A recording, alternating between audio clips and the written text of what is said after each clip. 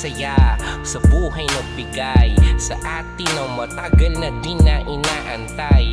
8 taong pagsasama muntik nang bumigay, buti na lang at hindi sumuko, pinagtibay ang kalooban ng bawat isa na darating.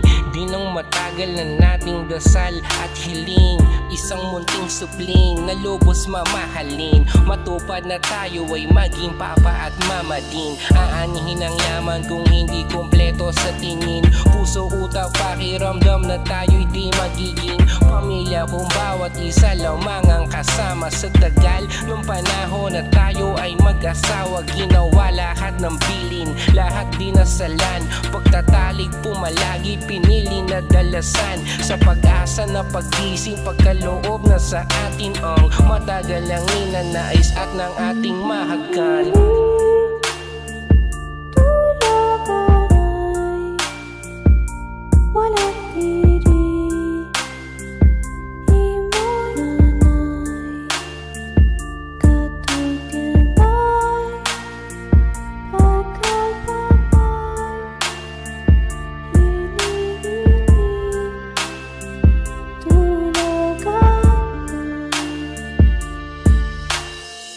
Isang balita na gumising sa'kin ng may luha at saya na tila walang mapaglagyan. Sa wakas at nalagyan, nagbunga ang lahat ng paghihintay at pagtitiis na pagkalooban. Sa sabik, binili na lahat ng kailangan, damit, lampin, lahat bilhin, unan pati higaan. Sinanay ang sarili sa bawat ingay hinaan, ngunit isang pangyayari ang nangyari ng biglaan ng isang gabi makalipas sa pinto mo na pagdadalang tao. Sabi na tayo na umuwi dahil huling araw mo na din sa iyong trabaho. Bago pa nga ako makarating ay nakapalibot ng mga maraming tao. Isang babae ang nakahandusay, matapos walang awa na pinalo para makuha mga mamahaling gamit. Bakit kailangan nasaktan ka pa? Tuguan ng iyong binti kasabay ng mga luha sa iyong mata. Mahal, paano na ang anak natin pa?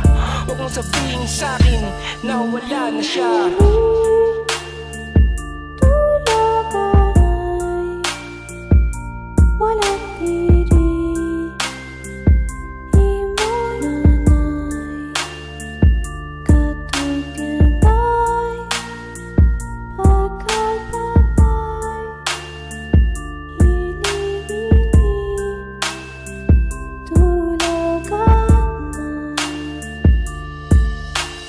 Hindi ka na kumakain palagi at hindi ka na din lumalabas. Di na kayang kausapin ng kahit na sino at tila napapadalas. Sarili kinakausap, buhat-buhat lang pinatunan, pati manika na binibihag at binihisan mo magbukat ng maganap ang pangyayari. Lubos na nagbago, tatagot ng iyong itit, ligayang binalot ng takot, kadiliman kahit di mamadama ang pintig ng puso ng kala mong di naman din kayang sumagot ng pabalik. Gabi-gabi na babarot ang silid ng awit at palaging sinasambit ang Hili-hili,